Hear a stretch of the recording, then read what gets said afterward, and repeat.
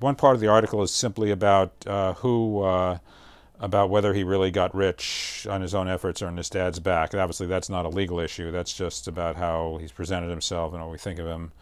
A second issue is that if someone committed criminal tax fraud and was aggressively and actively doing so and was involved in it centrally, as the Times maintains, that tells you a lot about that person. Yesterday, and I just kind of skimmed it. I saw what it was about, and then committing outright fraud, having 95% valuation errors and inconsistent valuations within months of each other, and setting up sham transactions with paper corporations that make payments that are not at all what they purport to be.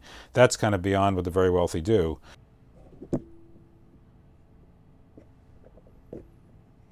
The IRS is busy, it's understaffed. It's even more understaffed now than it was back when this stuff was happening.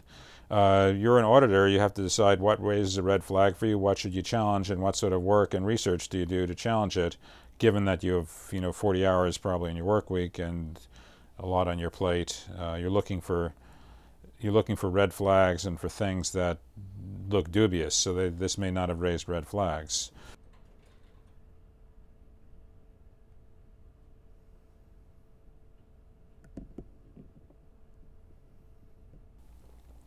There's, although you can't go to jail for tax fraud once the statute of limitations is passed, the returns are open. So what I believe is the case, though I'm not 100% sure, is say that Fred Trump filed a tax return in 1990 that it has criminal tax fraud on the estate and gift tax, the gift tax. That would mean that the IRS can reopen it, can challenge it on the merits, and can also assert penalties. Now, Fred Trump is not alive anymore. The part I believe to be true, but I'm not 100% sure, is that they can then collect the money from the people who inherited the estate or got the gift without having to show criminal behavior by them.